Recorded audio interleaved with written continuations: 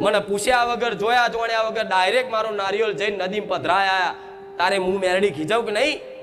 કે હું રમકડું થોડી છું, દેવી શક્તિ છું, ગોળા કંથેરનું ચારું છું, અગ્નિનો ઉબારો છું, હાથ ગાલન કદાચ ફેરવી નાખું એ મેરડી. પણ કોના માટે? કોના માટે? કોના માટે? જે ખાલી દેવી શક્તિને કોમ વારી સમજતો એના માટે. કહેશે કે મેલડી નારિયેળ ના છોડો તો હા ના છોડું. કોના માટે?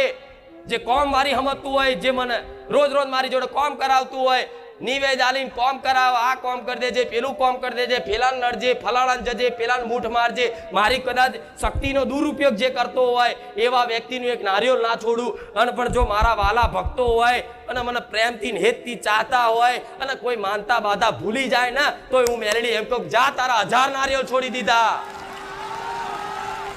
એક નહીં 1000 નારિયેળ છોડી દઉં, એક નહીં 1000 ભૂલ માફ કરી દઉં. પણ કોના માટે? જે વાલથી પ્રેમથી હેતથી ભક્તિ કરે છે, માં કરીને માં મોને છે ને, જે કોઈ સ્વાર્થથી ભક્તિ નથી કરતું ને એના માટે કોઈ મારે હિસાબ નથી રાખવા. તમારી પેઢીઓ, તમારી માતાઓ એ જ કહેવા માંગે છે. પણ જો એની જોડે કદાચ દીવા કરી અને એને વાંગરી કરીને કદાચ મેણું મારીને જો કોમ કરાવશો, કોમ તો કદાચ કરી લેશે પણ ગુનો થશે. અને નારિયેળ બારિયેળ ભૂલી જાય ને તો અડધી રાતે ઉઠાડીને કહે છે કે દીકરા એ દાર તો મને વાંગરી કરીને મેણો મારીને કહેતો તો ચો જઈ મારી માતા, આટલા વર્ષથી તારા દીવા કરું છું. તારે માતાઓ એક નારિયેળ ના છોડે. ચરબી કરી હોય એટલે, એની જોડે વાંગરી કરી હોય એટલે, પણ ભાવથી હેતથી દેન્યતા ગરીબ થઈ એના દીકરા સમજી અને એના કાલાવાલા કરો ને.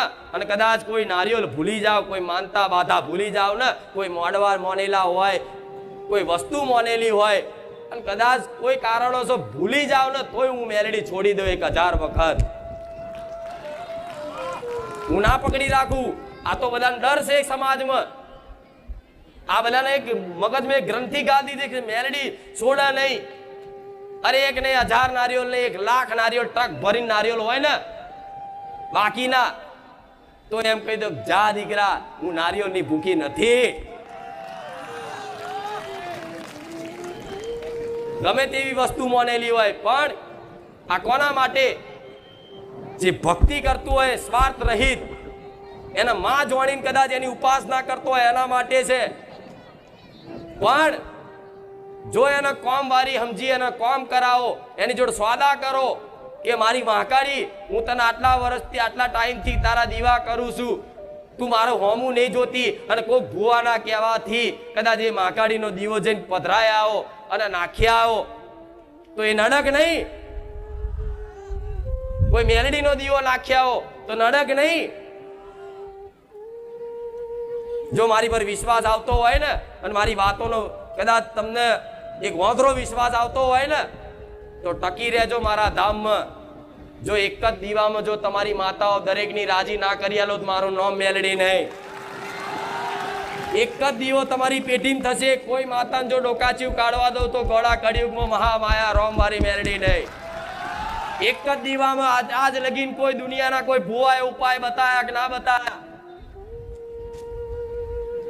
આજ લગી કોઈ ભુવાએ, દુનિયાના કોઈ ભુવાએ આવા ઉપાય બતાયા કે ના બતાયા? પણ હું આજ રોમવારી મેલડી જાહેરમાં એવું બોલું છું કે ટકી રહેજો મારા સાનિધ્યમાં. અત્યારે જેમ કરો છો એમ કરે રાખજો. સમય આવતા જો કદાચ તમારી એક કુળદેવીનો અને તમે જે મનથી માનતા હોય એના દીવા સિવાય જો બધા દીવામાં એકમાં ના સમાઈ લો તો મારું નામ માતા નહીં. જેથી આગળની વસ્તીને કોઈ તકલીફ નહીં પડે, કશું જ નહીં થાય. પણ એવો ભરોસો રાખી અને હું જે વાતો બતાવું છું ને એ અમલ કરવી પડશે. એમને એમ નહીં થાય. ભુવાઓ, તાંત્રિકો, મૌલવી બધું મેળવું પડશે. જંતર મંતર બધું કાઢવું પડશે મગજમાંથી. જેના વેમ ના હોય ને એને કશું નડતું, જેના મગજમાં શંકા ના હોય ને એને કશું નડતું, જેના વિચાર સકારાત્મક છે એના જીવનમાં ક્યારે દુઃખ આવતું? દુઃખ આવે છતાંય કદાચ વિચાર આવે કે મારી માં બેઠી છે, એનું નામ હારા વિચાર કહેવાય. તો તમારી માને ખબર હોય કે આવા દુઃખમાં મારો દીકરો ભરોસો રાખે છે કે મારા ઘેર મારી માં બેઠી છે. અરે દુઃખ ગમે તેટલા આવતા પણ મારી માના શરણમાં છું, મારી માના ખોળામાં છું, મારી માના ચૂંદડી હેઠળ છું. એ પહાડ જેવા દુઃખને તમે એમ કહી દો કે તારા તાકાત હોય એટલું આવી જાય હેડ, જોઈ લઈએ મારી માતાના કેટલી શક્તિ છે. એ દુઃખ તમારા ઘરનો ઉમરો ચડી અને નમન કરીને જતું રે એનો માં કહેવાય. ચમકે આ વિધાન બનાયા, પ્રકૃતિના નિયમો બનાયા, એ બધા નિયમો બનાવવા વાળો મારો રોમ છે. હવે જેણે નિયમ બનાયા છે, જેણે નિયમ બનાયા છે એવા જો મારા રોમનું નામ તમારા મુખે કદાચ હાચા હૃદયથી એક વખત આવે છે ને તો દીકરાઓ ચિંતા ના કરતા, એ રોમના દરબારમાં જઈ અને ના થતું હોય એવું જબરા કોમય ના કરી આલો મેલડી મટી જવું. વિધિના લેખ બદલાઈ જશે, નસીબ બદલાઈ જશે, કિસ્મત બદલાઈ જશે, પણ એવો ભરોસો મન માતાને આલવો પડશે. એમને ભરોસા વગર જીવન નકામું છે. ભરોસા વગરનું જીવન નર્ક સમાન છે. આજે તમે સંસારમાં રહેતા હોય ને તોય તમારે એકબીજાના ભરોસે રહેવું પડે.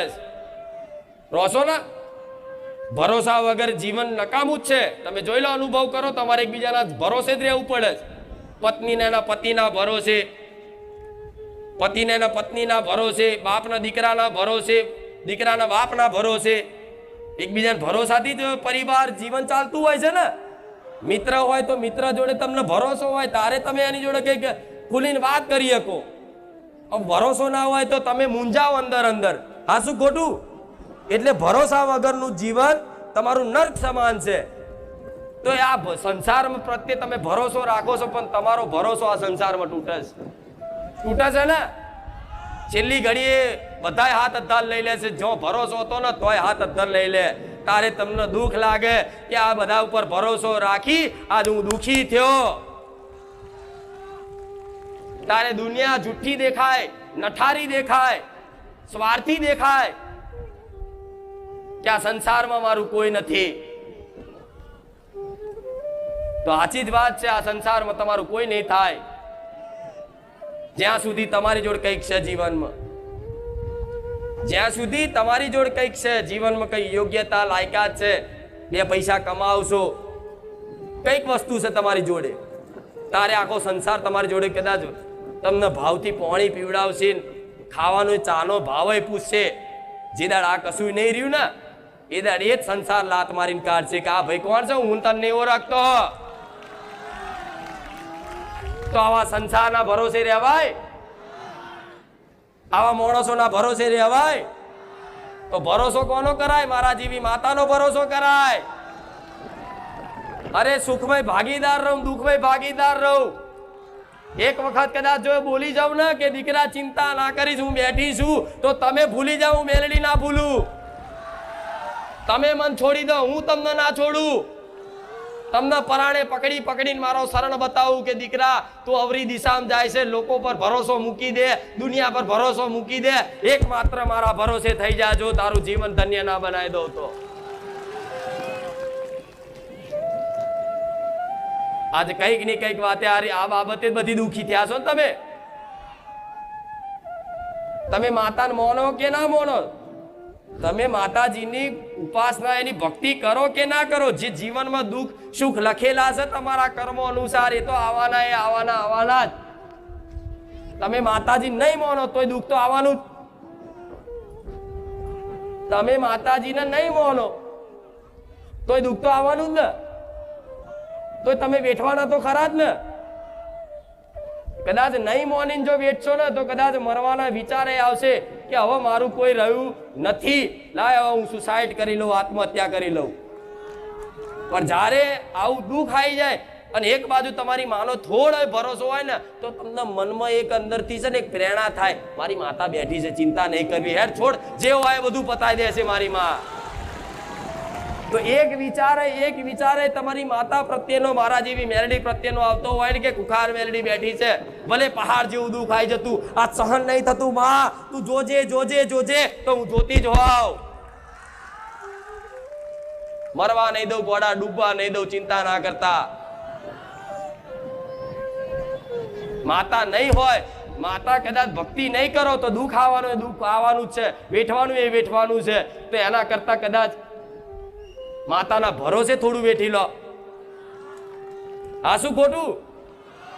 જો માતા દુઃખ આવવાનું એ આવવાનું જ છે. તમે જેવા કર્મો કર્યા કર્મો અનુસાર આ ચક્ર ચાલતું હોય. સુખ દુઃખ એ કર્મોનું ફળ છે.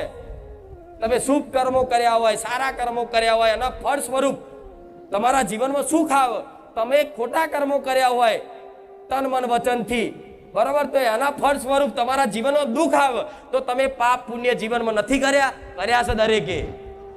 થોડું પાપય કર્યું ને પુણ્ય કર્યા. કદાચ પાપ વધારે કર્યા, પુણ્ય ઓછા કર્યા. કોઈ પુણ્ય વધારે કર્યા પણ પાપ ઓછા કર્યા. પણ આ સંસારમાં કોઈ એવો મનુષ્ય નથી કે જેનાથી કોઈ પાપ કર્મ ના બન્યું હોય. અને શાસ્ત્રો તો એવું કહે છે, ધર્મ એવું કહે છે, સનાતન હિન્દુ ધર્મ એવું કહે છે કે આ કર્મો તો જન્મો જન્મ ના હોય છે. તમારા એક જન્મ નહીં, કરોડો જન્મ ઉઠાયા છે ધરતી પર, ક્યારેય તે તમે મરતા નથી. તમારું શરીર મરી જાય, આત્મા અવિનાશી છે. આત્માનો પરમાત્માનો સંબંધ છે, નહીં ખબર તમને? તો એવા ભગવાનની લીલા કથાઓ કદાચ કોઈએ સાંભળી હોય ને જોયું હોય ને તો થોડું ઘણું ધર્મનું જ્ઞાન આવે, વિશ્વાસ વધે. એની કથાઓ સાંભળવાથી, એની લીલાઓ સાંભળવાથી, એના ભજન સાંભળવાથી, જૂના ભક્તોના કદાચ ચરિત્ર સાંભળવાથી કદાચ તમારા જીવનમાં એક ધીરે ધીરે ભરોસો આવે કે ભગવાનની લીલા, માતાજીની લીલા શું હોય છે. અને એ ભક્તોના અનુભવથી તમે અનુમાન કરો ને, ખાલી સ્વીકાર કરો ને તો તમને ભરોસો એવો આવે કે જો આવા મોટા મોટા જબરા દુષ્ટોનો કદાચ ઉદ્ધાર કરી દીધો ભગવાને, તો અમારો કેમ નહીં થાય? અમારું ભલું કેમ નહીં થાય? અમને સુખ કેમ નહીં આવે? જાણો છો ને બધી વાતો? જેસલ જાડેજા, કચ્છનો કાળુનો નાગ, કેટલા પાપ કર્યા છતાંય તેણે છેલ્લે પોકાર કર્યો ને, તારે ભગવાને કદાચ એને મોક્ષ આલ્યો. આજે એની સમાધિ પૂજાય છે. પણ જેણે જેણે એક વખતે તે નાભીથી કરેલા પાપને પોકાર ને પોતાની કુળદેવી સમક્ષ કે મારા જેવી મેલડી સમક્ષ કે ભગવાનની સમક્ષ, તમે જેને માનતા હોય એની સમક્ષ જઈ અને બસ એક અંદરથી એક પસ્તાવો પેદા કરે અને રોઈ જાય ને કે માં આજ લગીને આવા ગુનાહ થયા, પણ હવે મારે માં કોઈ પાપ ના થાય એની સંભાળ રાખજે. તો એક વખત ભગવાન બધા પાપ માફ કરી દે. તમારા દુઃખોનું કારણ શું? તમારા જીવનમાં કરેલા પાપ કર્મ એ તમારા દુઃખોનું કારણ ઊભું થાય છે. બીજી બધી વસ્તુ તો નિમિત્ત બને, ગ્રહો નિમિત્ત બને, દેવ નિમિત્ત બને, ભૂત નિમિત્ત બને, ચુડેલ નિમિત્ત બને. કશું ગોડા જો કદાચ કહારા કર્મો હોય ને તો કોઈ પિતૃ દોષય નહીં નડતો, કોઈ ભૂમિકાના દેવય નહીં નડતા, કોઈ પેઢીઓની માતા નહીં નડતી, કોઈ કશું જ નડતું નથી. પણ આજ કદાચ તમારું દુઃખ આવવાનું હોય ને અને દુઃખ વેઠવાનું હોય ને એ તમારા કર્મો અનુસાર, એટલે એ શું કરે? એ દુઃખનો સમયગાળો જેટલો વેઠવાનો લખ્યો હોય ને એટલો વેઠવો જ પડે. એટલે દુઃખ આવે ને એટલે માણસ શું કરે? એ સુખી થવા માટે જાત જાતની વસ્તુ કરે, જાત જાતનું જગ્યાએ જાય, જોવડાવે, વારણ કારણ કરાવે, વિધિ કરાવે, કંઈક કરતા દુઃખ જતું રહે, દુઃખ જતું રહે. પણ દુઃખ તો છે ને જો લગીન તમારો સમય નહીં બને ને, જો લગીન તમારો અંતર આત્માથી પસ્તાવો નહીં થાય ને, તો લગીન દુનિયાના કોઈ ભગવાન જો કદાચ તમને સુખી કરે મને માતાને કહેજો. કોઈ ચમત્કારની આશાએ નહીં બેહી રહેવાનું કે કોઈ જંતર મંતર કરી આલે અને કોઈ વસ્તુ કોક આપી દે, કોઈ માથેથી નારિયેળ વારી દે, કોઈ લીંબુ વારી દે, તમે સુખી થઈ જશો. ગોળા આમાં આમાં તો આખો સમાજ એક દુઃખી થઈ ગયો, ઉપરથી વધુ ગુમાયું. આ શું ખોટું? અરે કોઈનામાં એવી શક્તિ નહીં, કોઈ મનુષ્ય એવો પેદા નહીં થયો કે કોઈ હાથ મૂકવાથી બધા ભલું થઈ જાય. કોઈ જંતર મંતર ઘેર હાલવાથી, કોઈ વસ્તુ હાલવાથી, કોઈ લીંબુ વારવાથી, કોઈ નારિયેળ વાળવાથી કશું સારું થતું એ બધું અનુભવ કર્યો. છતાંય કદાચ જો આ મારી વાત ન માનો ને તો જીવન તમારું બેકાર છે. ભગવાનના બનાયેલા વિધાન કામ કરે, વિધાન ન ઓળખો કે જેણે જેવું કર્મ કર્યું એવું ધરતી પર એને ફળ પ્રાપ્ત થાય. તમે જેવું કદાચ વૃક્ષ રોપ્યું હોય એવો જ ફળ આવે. હવે તમે બાવરિયા રોપ્યા છે અને કેરી ખાવી ચોથી મળે. આ શું ખોટું? રોપ્યા છે બાવરિયા અને કે માં કેરી ખવડાવે ચોથી ખવડાવું. પછી મારા કોઈ બહાર બજારમાં મળતી એ કેરી લાઈન ખવડાવી પડે કે લે ત્યાં તો આંબો રોપ્યો નહીં પણ મારા દીકરાએ આંબો રોપ્યો ને ત્યાંની એના વૃક્ષ ઉપર બહુ કેરી છે લઈ જાઓ. તો આ મારા દીકરાનું ભક્તિનું વૃક્ષ રોપેલું છે, આ તમે બધા કેરીઓ ખાવશો. આ શું ખોટું? તો બધી શંકાઓ કાઢ નાખશો ને તારે શુદ્ધ ભક્તિ પેદા થશે, તારે હૃદયથી દિલથી ભક્તિ થશે. આ બધી શંકાઓ કાઢ નાખો તો સમજ્યા હું શું કહું છું? અને મારી બહુ ઊંડાણની ગહેરાઈની વાતો હોય, મારી વાત સત્ય છે, કોઈ એવું સાબિત કરી આલે કે આ માતાજી આ વાતો જુઠ્ઠી મોડે છે તો હું મેલડી ગુલામી કરું ગોડા. કોઈ ગમે તેવો વિદ્વાને કદાચ મારી આ વાતોને જુઠ્ઠી સાબિત કરી આલે કે આ માતાજી જે બતાવે છે એ જુઠ્ઠું છે તો હું જાહેરમાં ચેલેન્જ ચાલુ છું. કદાચ તમારા ઘરના કદાચ મારી વસ્તીના વાસીદા ભરાઈશ.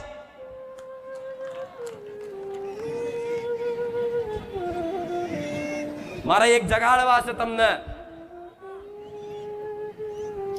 અને મારા ભગવાને રચના રચાઈ હોય તારે આ બધું કદાચ ગાદીના આયોજન થતા હોય, લાખો ભાવિક ભક્તો મારા પારે આવતા હોય, નકર મારા ભગવાન વગર પોદડું નહીં હલતું. એને હોપ્યું છે કર્તવ્ય, હોપ્યું છે મારા દીકરાને, અને મારા દીકરાના માધ્યમ રાખીને હું મેલડી એનું કર્તવ્ય નિભાવું છું કે તમારા જેવા લાખો ભક્તો છે ને જે ખોટી દિશામાં ખોટી અંધશ્રદ્ધામાં જે દોડ્યા છે ને એમને મારા આ જ વસ્તુમાં રહી હું એમને ચૂંદડીમાં આવી બોલી શકું છું. પણ તમને જેમાં વિશ્વાસ આવે છે, તમને કોઈ સાધુ સંતો જો આવા ઉપદેશ આલશે ને તો તમને મગજમાં નહીં ઉતરે. કેમ કે તમે કદાચ સાધુ સંતોની વાણી સાંભળી જ નહીં જીવનમાં, એમને બાવર તરીકે ગણ્યા છે.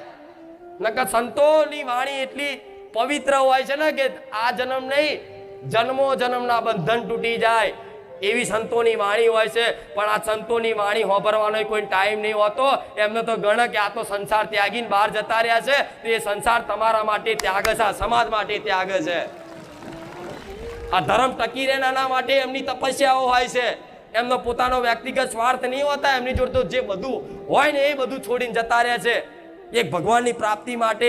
અને એ ભગવત એક ભગવાનની પ્રાપ્તિ કરે ને તો એના માધ્યમથી ભગવાન હજારો લોકોની અંદર એક શ્રદ્ધાનું બીજ પેદા કરે. તો ક્યારે તમે કોઈ દાડ ભગવદ ગીતા વાંચી છે? આમાંથી કોઈ ભાગ્ય કોઈ હશે 5%. કોણે કોણે ભગવદ ગીતા વાંચી મને કહો, આંગળી ઊંચી કરો. નથી ને? શા ઘણા એવા 5% 10% હશે. તો ભગવદ ગીતાના જે સાર વાતો છે ને એ સાર વાતો જ સમજાવું છું. ભલે શ્લોક ના બોલું પણ દેશી ગામડિયા ભાષા ગ્રામીણ ભાષામાં તમને સમજાવું છું. અને આ ચૂંદડી ઓઢીને સમજાવવાનું એક જ કારણ છે કે તમને આ વિશ્વાસ ધૂળમાં વિશ્વાસ છે ને તો હું ધૂણીને હું મેલડી બોલું છું. તમને કદાચ તમે ચમકે અત્યાર સુધી અભ્યાસ જ આનો રાખ્યો છે એટલે તમને આ વસ્તુ પર ઓંધળો વિશ્વાસ કરી લીધો છે કે કોઈક ભુવા જોડ જઈને કઈક જંતર મંતર હાલ દે, જંતર મંતર હાલ દે. પણ એ જ વસ્તુમાં રહીને મારા બહાર તમને ઉપર ઉઠાવવા છે, અંધકારમાંથી જ્ઞાનના પ્રકાશમાં લઈ જવા છે કે દીકરાઓ આ બધી માનસિકતા મૂકી અને એક શુદ્ધ ભક્તિ કરો તમારી કુળદેવીની. બસ જોડે રામનું નામનું ભજન કરો, જોડે રામ નામનું રટણ કરો. જો કદાચ તમારા જીવનમાં દુઃખ કદાચ આવશે ને કર્મો અનુસાર, કર્મ કર્યું છે તો દુઃખ આવવાનું જ છે. કર્મ કર્યું છે તો દુઃખ તમારા ઘેર આવવાનું જ છે કાયમ માટે. કોઈ આ સંસારમાં સુખી થવાનો નથી.